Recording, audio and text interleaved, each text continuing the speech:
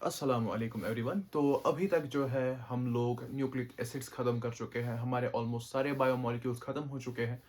अब सिर्फ 2 लेक्चर्स का काम है और हमारा बायोमोलिक्यूल्स का जो पूरा चैप्टर है ये अच्छे से इन डिटेल कंप्लीट हो जाएगा। ठीक है, तो आज जो है हम लोग एक छोटा सा टॉपिक लेंगे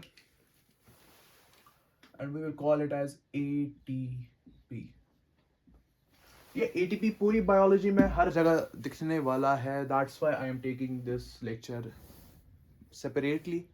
ठीक है, तो एटीपी पहले एनसीईआरटी में हुआ करता था, मतलब as a separate topic biomolecules के अंदर। ठीक है, मतलब एटीपी के नाम से ही होता था, वो मेटाबॉलिक स्टेट ऑफ लिविंग होती थी, तो वो अलग एक टॉपिक होता था, लेकिन अब नहीं होता। लेकिन this is very important as long as biology is concern. ठीक है, सो एटीपी क्या है? एटीपी बेसिकली एक ऐसा मॉलिक्यूल है जो एनर्जी रिच होता है और जिसको तोड़ के हमारी बॉडी के अंदर एनर्जी निकाली जाती है, जो हमें किसी भी बायो प्रोसेस के लिए ज़रूरत होती है, किसी भी ऐसे प्रोसेस के लिए ज़रूरत होती है जो हमारी ज़िंदगी के लिए ज़रूरी हो। ठीक है, तो एटीपी से पहले हम लोग थोड़ा सा एक चीज़ रिवाइज कर लेते हैं, दैट इज मेटाबॉलिज्म। हम लोगों ने पढ़ रखा है मेटाबॉलिज्म हम कहते हैं sum total of all reactions happening inside a living system, उस चीज़ को हम मेटाबॉलिज्म कहते हैं। ठीक है, एंड मेटाबॉलिज्म हमने कहा था कि ये दो तरह का होता है, one is catabolism, one is anabolism.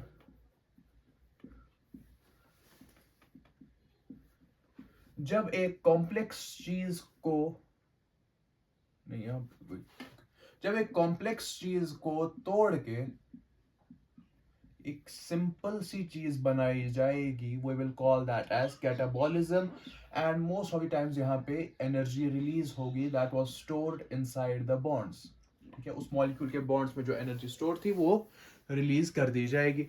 Similarly in anabolism इसका उल्टा होगा बिल्कुल, जो सिंपल मॉलिक्यूल है उससे कॉम्प्लेक्स मॉलिक्यूल बनाया जा रहा है, कॉम्प्लेक्स मॉलिक्यूल। और ये कॉम्प्लेक्स मॉलिक्यूल बनाने के लिए हमें जो चीज जरूरत पड़ेगी दैट इज एनर्जी। ठीक है, तो एनर्जी की जरूरत पड़ रही है एनाबॉलिज्म के अंदर, कैटाबॉलिज्म में हमें एनर्जी मिल रही है।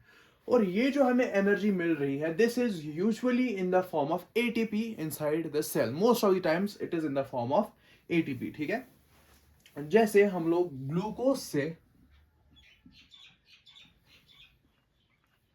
लैक्टिक एसिड अगर बनाए, ठीक है, उसके लिए पूरा एक 10 स्टेप की रिएक्शन है, 10 स्टेप्स की रिएक्शन है। ठीक है, और इस पूरे में हमारा जो है वो ग्लूकोज से जो लैक्टिक एसिड बन रहा है, यहां पे हमारी एनर्जी निकल रही है।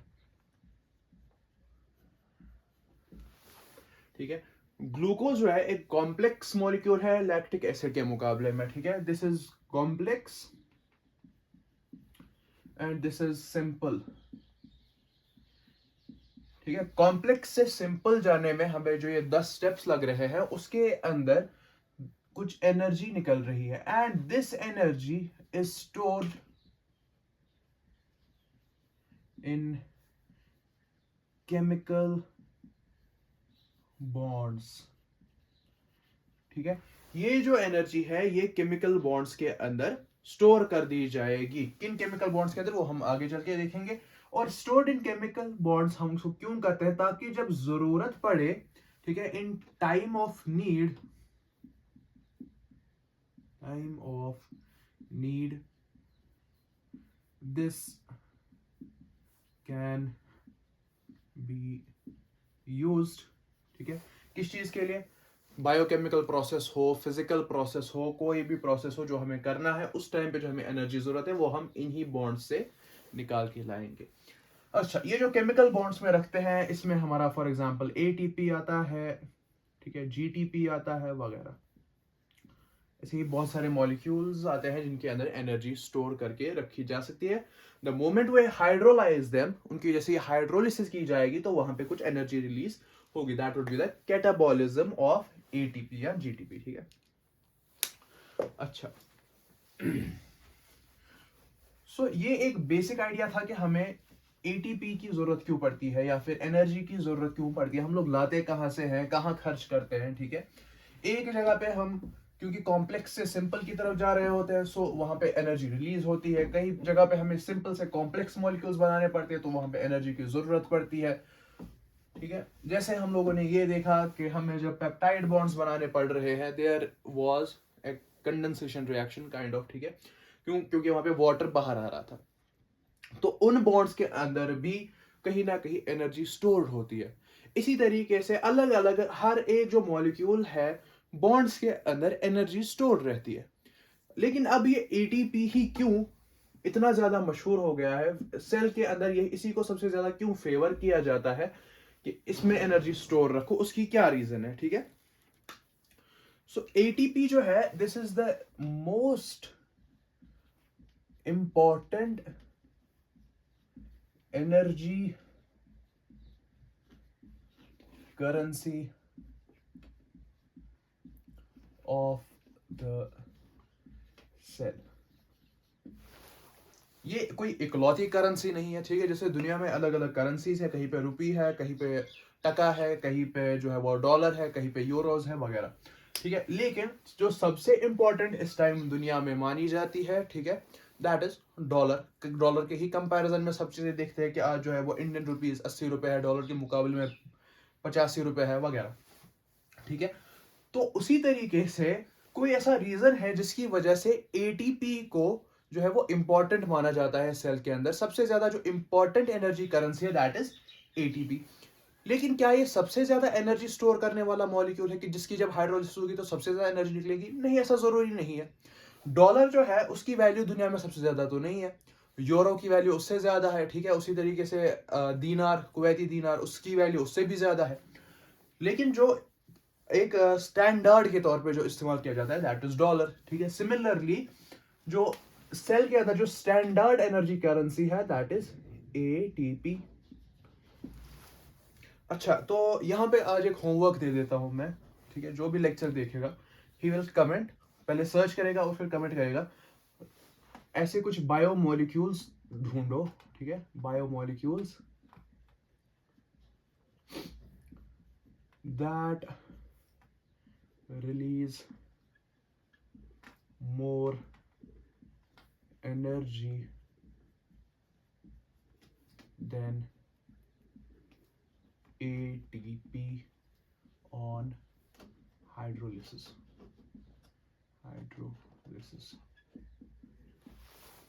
तो ये आज आप सर्च करना और फिर कमेंट में बता देना, ठीक है। This is a small homework. तो इसके बाद नाउ लेट्स सी कि आखिर ये एटीपी के अंदर एनर्जी स्टोर क्यों रहती है। बाकी हर जगह पे भी तो एनर्जी स्टोर रह सकती है बॉन्ड्स के अंदर, तो यहाँ पे ऐसा क्या खास है जिसकी वजह से हम लोग ये कहते हैं कि ये सबसे ज्यादा इंपॉर्टेंट एनर्जी करेंसी है। तो फर्स्ट ऑफ ऑल, ये एटीपी क्या है? जैसे आरएनए के न्यूक्लियोटाइड्स होते हैं वैसे ही एटीपी है, ठीक है, एक न्यूक्लियोटाइड है। एटीपी की फुल फॉर्म हमारी होती है एडेनोसिन ट्राइफॉस्फेट, ठीक है, एडिनोसिन ट्राइफॉस्फेट।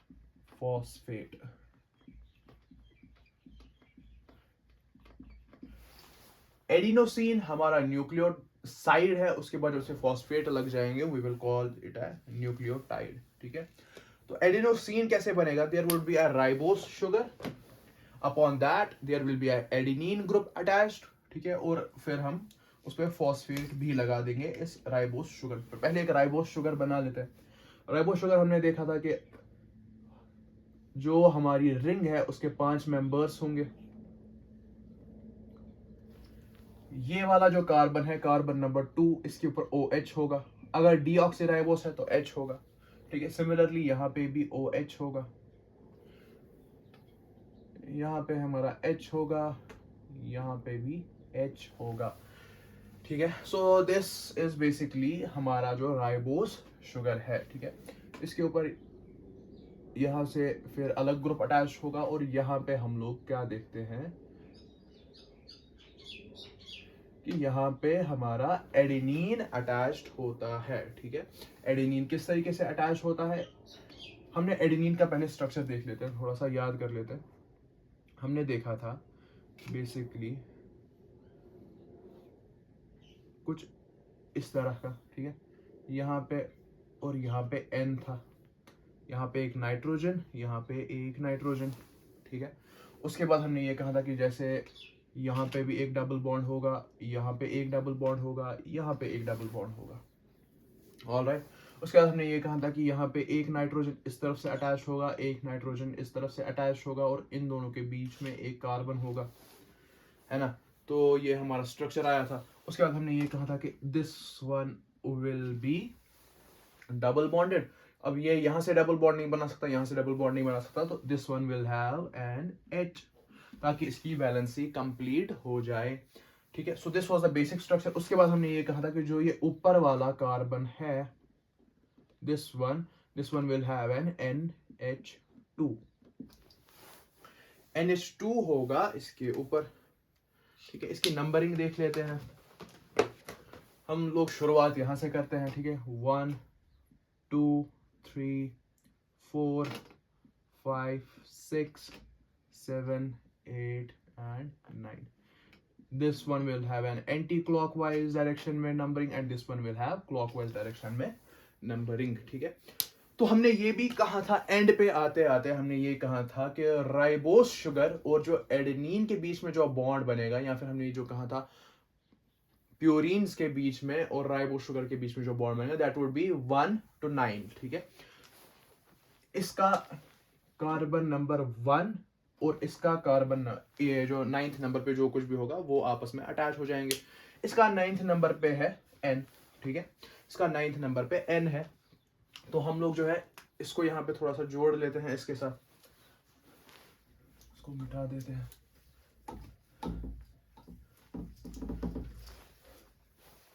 तो यहाँ पे जब N आया, ये वाला N, ठीक है। अब चाहे इसको स्ट्रक्चर ऐसे ही उठा के यहाँ पे बना दो या फिर इसको पलट दो, उससे कोई फर्क नहीं पड़ेगा। कई बुक्स में पलट के बनाया हुआ होगा, कई बुक्स में ऐसे ही बनाया हुआ होगा, ठीक है, एज इट इज। हम लोग जो है यहाँ पे ऐसे ही बना देते हैं for the ease of understanding, ठीक है। सो ये ऐसे ऐसे यहाँ पे इसका N, ठीक है। सो ये यहाँ से ऐसे, ठीक है। तो ये वाली जो हमारी इमिडाजोल रिंग है वो बन गई, ठीक है। इसके बाद यहाँ पे इसका N, यहाँ पे भी N, ठीक है। पहले यहाँ पे डबल बॉन्ड, फिर यहाँ पे, फिर यहाँ पे, here would be an NH2। तो हमारा एडिनोसिन बन गया, ठीक है, एडिनोसिन बन गया। अब इसके बाद इसके ऊपर हमें 3 फॉस्फेट ग्रुप्स अटैच करने हैं। अच्छा, तो 3 फॉस्फेट ग्रुप्स कहां पे अटैच होंगे? कार्बन नंबर 5 के ऊपर, ठीक है। So here is the carbon number 5, CH2OH होता है, ठीक है, CH2OH। और वहां से जब फॉस्फेट आएगा तो वो आएगा फॉस्फोरिक एसिड की शक्ल में। तो क्या होगा, एक का H दूसरे का OH हट जाएगा और वाटर की शक्ल में बाहर आ जाएगा। We will have like this CH2O PO double bond O single bond O negative. ऊपर नेगेटिव बना लो इसके। हमारा एक फॉस्फेट अटैच हो गया। अब दूसरा फॉस्फोरिक एसिड आएगा, फिर तीसरा आएगा। तो फाइनल स्ट्रक्चर जो हमारे पास आएगा, it would be something like this.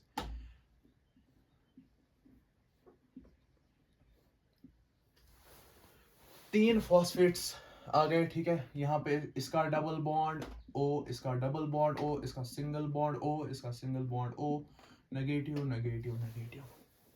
So this is our adenosine triphosphate ATP का structure.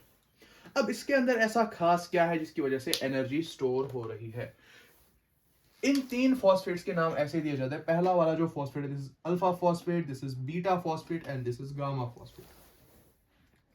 Now if you take a look at this, alpha phosphate के ऊपर एक नेगेटिव चार्ज है, बीटा फॉस्फेट के ऊपर भी एक नेगेटिव चार्ज है, गामा फॉस्फेट के ऊपर 2 नेगेटिव चार्ज है, और ये नेगेटिव चार्ज बिल्कुल एक दूसरे के सामने है। And this will cause repulsion. क्या करेगा? रिपल्शन करेगा, जिसकी वजह से जो एटीपी है ATP is a unstable molecule, ठीक है, थर्मोडाइनेमिकली अनस्टेबल मॉलिक्यूल है। क्यों? क्योंकि इसको बनाने में हमें एनर्जी की जरूरत पड़ी थी। सो ये जो था एटीपी का बनना थर्मोडायनेमिकली अनफेवरेबल होता है। तो जैसे ही ये टूटेगा that would B thermodynamically favourable. Thermodynamically unfavourable वो रिएक्शंस होती है जिनको करने में एनर्जी की जरूरत लगे। थर्मोडायनेमिकली फेवरेबल वो रिएक्शंस होती है जो जब हो तो वहां से हमें एनर्जी मिले, ठीक है। तो क्या हुआ, जब एटीपी बना तो एटीपी जो है वो अनस्टेबल है, और अनस्टेबल चीज को बनाने के लिए एनर्जी देनी पड़ती है। जिस चीज के अंदर एनर्जी ज्यादा हो वो चीज अनस्टेबल होती है। हर मॉलिक्यूल ये कोशिश करता है कि उसकी एनर्जी जो है वो कम से कम लेवल पे हो। जितनी एनर्जी कम उतना ज्यादा स्टेबल, जितनी एनर्जी ज्यादा उतनी कम स्टेबिलिटी। तो एटीपी के अंदर क्योंकि एनर्जी ज्यादा है तो this is an unstable molecule, और ये कोशिश कर रहा होता है कि मैं किसी ना किसी तरीके से टूट जाऊं। तो ये कैसे टूटेगा, इसका जो ये गामा फॉस्फेट है ये बाहर आ जाएगा टूट के, और यहाँ पे जो ये बॉन्ड है, ये अनस्टेबल बॉन्ड जो है इनके बीच में, ये यहाँ पे टूट के हमें क्या मिलेगा, एनर्जी मिलेगी, ठीक है। सो अगर हम देखें तो ये आपने लिख लिया होगा ATP is an unstable molecule. तो this bond here is called phospho ester bond, ठीक है, फॉस्फो एस्टर लिंकेज। लिंकेज कह लो या बॉन्ड कह लो, एक ही बात है। पहला वाला जो अल्फा फॉस्फेट और राइबोस के बीच में जो बॉन्ड है this is called as phospho ester linkage. इसके बाद वाले जो दो बॉन्ड्स हैं, एक तो ये between alpha and beta and gamma, ये जो बॉन्ड्स है we call them as phospho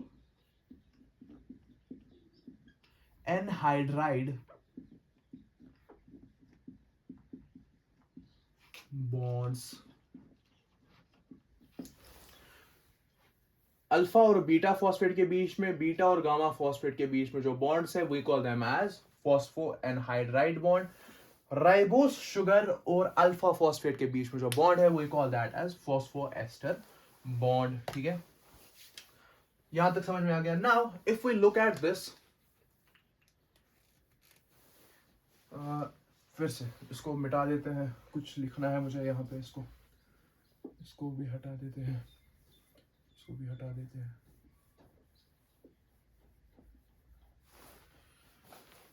अगर हम लोग इतना वाला पोर्शन कंसिडर करें, ठीक है, यहां तक,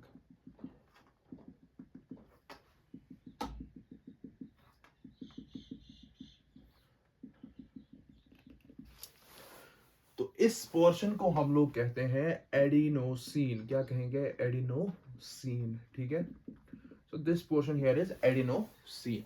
एडिनोसिन के ऊपर जब एक फॉस्फेट ग्रुप आ गया,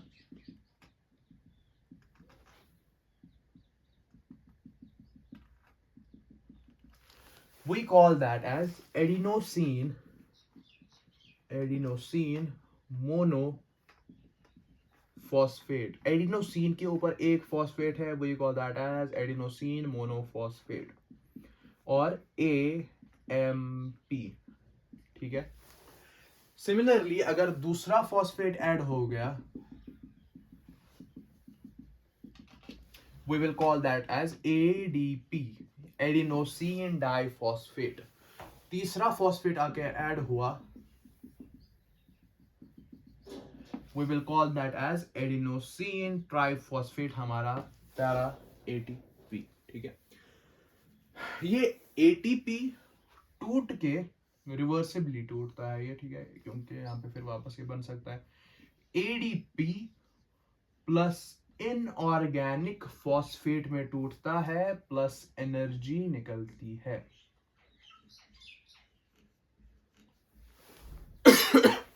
एटीपी बनता है और कोई स्टोर्ड फॉर्म ऑफ एनर्जी नहीं होती है। एनर्जी को स्टोर अलग तरह से किया जाता है, ठीक है। इससे जो प्रिकर्सर मॉलिक्यूल्स है जिनसे ये हमें मिला, उनमें एनर्जी यूजुअली स्टोर करके रखी जाती है, ठीक है। एनर्जी स्टोर हाउसेस डिफरेंट होते हैं। तो लेकिन एटीपी एक तरफ से बनेगा, और क्योंकि यह हाईली अनस्टेबल मॉलिक्यूल है, क्योंकि इसके अंदर एनर्जी रिच बॉन्ड्स है, तो उसकी वजह से ये टूट जाएगा इनटू एडीपी प्लस पीआई और एनर्जी निकालेगा। तकरीबन जो है वो 30 किलो कैलोरीज ऑफ एनर्जी निकलती है वहां से, ठीक है। तो कितनी, डेल्टा जी जो है वो इस रिएक्शन का नेगेटिव होगा, ठीक है, डेल जी नेगेटिव। थर्मोडायनेमिक्स पढ़ लेना, उसके बगैर समझना मुश्किल हो जाता है, ठीक है। तो दिस वाज अबाउट एटीपी। अब एटीपी के जरिए से मोस्ट ऑफ द रिएक्शंस जो होती है, बहुत सारी रिएक्शंस जो होती है, they are coupled reactions. Coupled reactions का मतलब क्या होता है? कपल्ड रिएक्शन का मतलब यह है कि एक रिएक्शन हुई, उसके अंदर से जो प्रोडक्ट निकला, that product was used in another reaction as a reactant. For example एक रिएक्शन ए है जिसके अंदर हमें प्रोडक्ट मिला कुछ, ठीक है, for example X. This X was used in reaction B as reactant, और यहां से हमारा प्रोडक्ट बनता है। तो ऐसी रिएक्शंस को हम लोग कपल्ड रिएक्शंस कहते हैं। हो सकता है कि इनमें से कोई एक रिएक्शन ऐसी हो जो थर्मोडायनेमिकली फेवरेबल ना हो, ठीक है, हो सकता है थर्मोडायनेमिकली फेवरेबल ना हो, लेकिन जो सेकंड रिएक्शन है वो बहुत ज्यादा थर्मोडायनेमिकली फेवरेबल है, और वो जो है वो कंपनसेट कर रही है पहली रिएक्शन को भी। तो हमारी बॉडी के अंदर या नेचर के अंदर हम लोग ये चीज हमेशा देखेंगे कि nature is very much economical. कई जगह पे अगर हम चीजों को आइसोलेटेड देखेंगे तो वी विल थिंक कि हो सकता है कि अच्छा यहाँ पे तो ये एनर्जी जाया हो गई, यहाँ पे जो है वो ऐसा नहीं होना चाहिए था, ऐसा होना चाहिए था, लेकिन उसके आगे क्या हो रहा है we have to deal with that. उसके अराउंड क्या हो रहा है we have to deal with that. Biology एक तो वैसे आइसोलेटेड साइंस नहीं है कि सिर्फ बायोलॉजी पढ़ ली, फिजिक्स केमिस्ट्री नहीं पढ़ी तो वैसे नहीं हो जाएगा। बायोलॉजी ऐसे भी आइसोलेटेड साइंस नहीं है कि आप एक फिनोमेना पढ़ लो और उसके अराउंड की जो चीजें हैं उनको इग्नोर कर दो तो आपको बायोलॉजी समझ में आ जाएगी, तो ऐसा नहीं होता। जितना जितना इंसान हायर लेवल पे जाता है तो वहां पे चीजों को एज ए होल एनालाइज करना पड़ता है, ठीक है।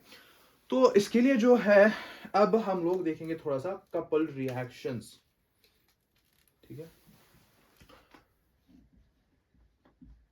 रिसेंटली एक जो है वो फील्ड ऑफ बायोलॉजी कह लो उसको निकला है, that's called as systems biology, ठीक है। सिस्टम्स बायोलॉजी में क्या होता है, फॉर एग्जांपल एक सेल ले ली, ये इसके साथ नहीं है, कपल्ड रिएक्शन के साथ नहीं है, जस्ट 2 मिनट्स, ठीक है। तो एक सेल ले ली, ये इसका न्यूक्लियस है, ये इसका पूरा साइटोप्लाज्म है, इसके अंदर इसके ऑर्गेनेल्स हैं।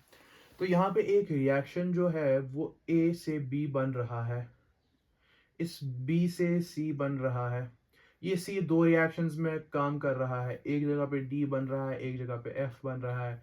ये एफ यहाँ से जाके इस रिएक्शन को इनहिबिट कर रहा है, ये डी यहाँ से जाके इस रिएक्शन को इनहिबिट कर रहा है, वगैरह। जैसे ऐसे ही हजारों रिएक्शन जो सेल के अंदर होती है, इन सब को एज अ होल स्टडी करना, इस फील्ड ऑफ बायोलॉजी को आजकल जो है वो सिस्टम्स बायोलॉजी के है। ये रिसेंटली जो है वो रिसर्च के अंदर काफी ज्यादा फेमस रहा है, ठीक है।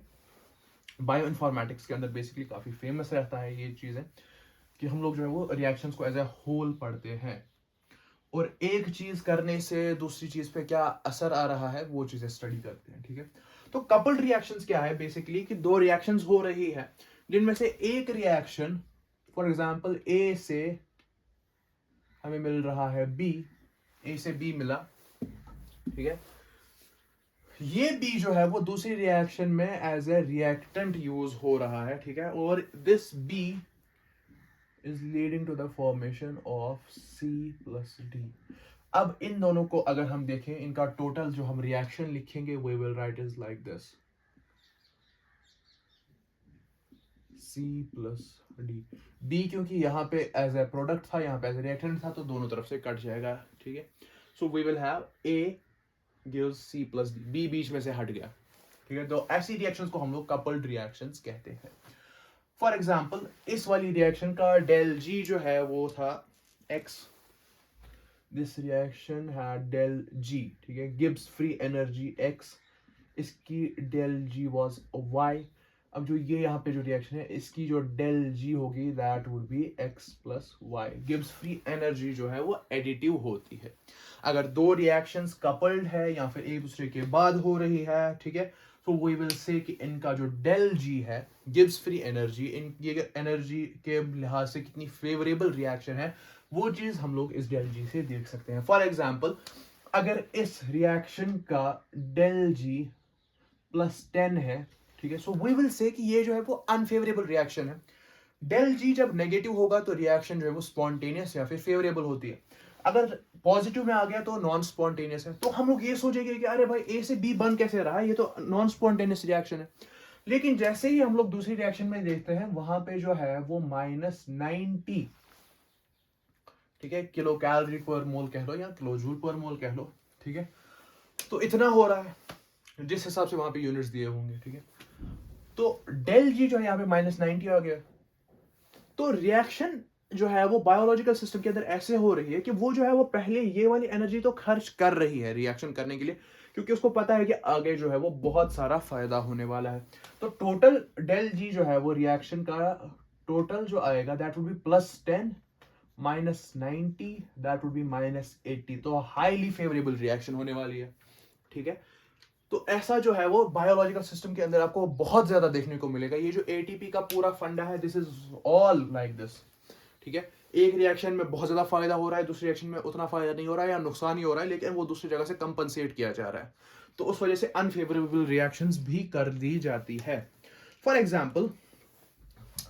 एग्जाम्पल हमें ग्लूकोस प्लस फ्रक्टोस, ठीक है, ग्लूकोस प्लस फ्रक्टोस को मिला के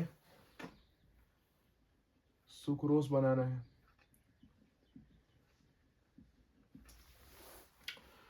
ग्लूकोस प्लस फ्रक्टोस को मिला के सुक्रोज बनाना है। हाउ दिस हैपन्स, ऐसे होता है कि एक ग्लूकोस का मॉलिक्यूल है, ठीक है, I am making glucose like this, और इसके साथ जो है वो एक एटीपी का मॉलिक्यूल आ जाता है। एटीपी, ये इसके 3 फॉस्फेट्स है।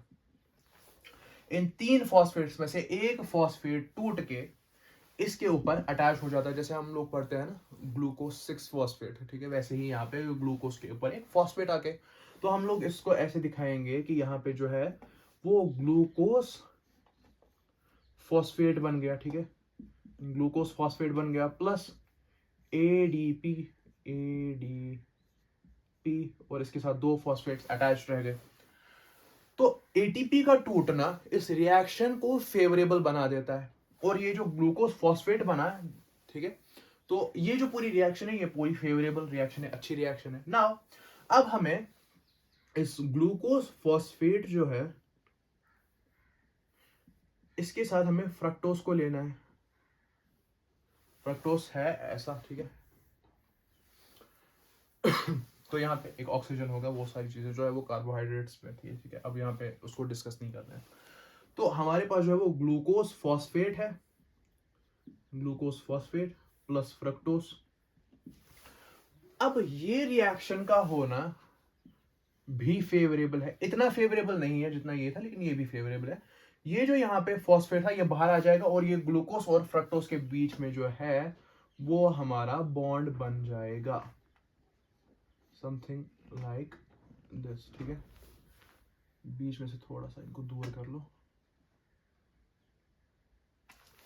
ठीक है। So this would be our sucrose, और यहां पे जो है हमारा इनऑर्गेनिक फॉस्फेट बाहर आ गया। तो क्या हुआ, ग्लूकोज से ग्लूकोज प्लस फ्रक्टोज मिलके हमारा सुक्रोज बना दिया, ठीक है। ये ग्लूकोज यहाँ पे जो फॉस्फेट है ये यहाँ पे जो है, this will not be considered in the overall reaction. हमारे पास सिर्फ ग्लूकोज फ्रक्टोज से जो है सुक्रोज बन गया, ठीक है, और इसके लिए एक एटीपी भी खर्च हुआ, ठीक है। हालांकि ये फिर इनऑर्गेनिक फॉस्फेट बाहर आ गया, ये फिर आगे चल के फिर से इसी एडीपी के साथ मिलके वापस एटीपी बना लेगा, और जब भी जरूरत पड़ेगी तो वापस से खर्च हो जाएगा। ये जो प्रोसेस है कंटिन्यूसली चलता रहता है। So this was all about ATP that you need to know at this stage. इसके बाद जो है वो अभी रेस्पिरेशन में हमें एटीपी की फॉर्मेशन पढ़नी है, ठीक है, ऑक्सीडेटिव फॉस्फोराइलेशन पढ़नी है, ठीक है। उसके अलावा जो है वो सबस्ट्रेट लेवल फॉस्फोराइलेशन, वो सारी चीज़ें पढ़नी है, वो पढ़ लेंगे तब जब उनका टाइम आएगा। अभी के लिए आई थॉट कि अभी क्योंकि आरएनए चल रहा था तो यहाँ पे जो है वो एटीपी का आना थोड़ा सा लॉजिकल है, ठीक है। Maybe you can agree, you can disagree, हो सकता है, ठीक है, हर एक के अपने अपने ओपिनियंस होते हैं। लेकिन क्योंकि एटीपी पूरी बायोलॉजी में इस्तेमाल होने वाला है, ठीक है। हर जगह पे हम लोग देखेंगे यहाँ पे एटीपी टूट रहा है, यहाँ पे बन रहा है, यहाँ पे टूट रहा है, यहाँ पे बन रहा है। सो पूरा खेल ही एटीपी का ही चल रहा है। हम लोग जो खाना खाते हैं, हम लोग जो सांस लेते हैं, ठीक है, ये सारी चीज़ें एटीपी ही बन रही है वहाँ पे इन दी एंड। तो अभी क्योंकि हम लोग बेसिक्स पे ही चल रहे हैं, अभी तक हमने लिविंग वर्ल्ड देख लिया, बायोमोलिक्यूल्स देख रहे हैं। कल इंशाल्लाह जो है वो नेक्स्ट लेक्चर जो होगा, कल आई डोंट प्रॉमिस एनीथिंग, ठीक है। तो नेक्स्ट लेक्चर जो होगा that would be the last lecture, जिसमें हम लोग एक तो प्राइमरी और सेकेंडरी मेटाबोलाइट्स को समझेंगे। वो मैंने जानबूझ के एंड पे रख दिया, छोटा सा टॉपिक है। तब पहले हमारे बायोमोलिक्यूल्स खत्म हो गए, सारे मेटाबोलाइट्स जो है वो हम लोग समझ गए कि मेटाबॉलिज्म के अंदर कैसी कैसी चीज़ें इस्तेमाल हो रही है, क्यों हो रही है, ठीक है। एक बेसिकली एक लॉजिक सा आ गया दिमाग में। Now when we will study these things, और उसके बाद हम लोगों को यूजेस पढ़ने हैं कि हर एक बायोमोलिक्यूल का क्या क्या यूज़ है हमारी बॉडी के अंदर। छोटा सा एक टॉपिक है, छोटा सा लेक्चर होगा आज की ही तरह, ठीक है। तो we will finish that tomorrow. आज के लिए बस इतना ही। पढ़ते रहिए, मेहनत करते रहिए। All the very best. अस्सलाम वालेकुम।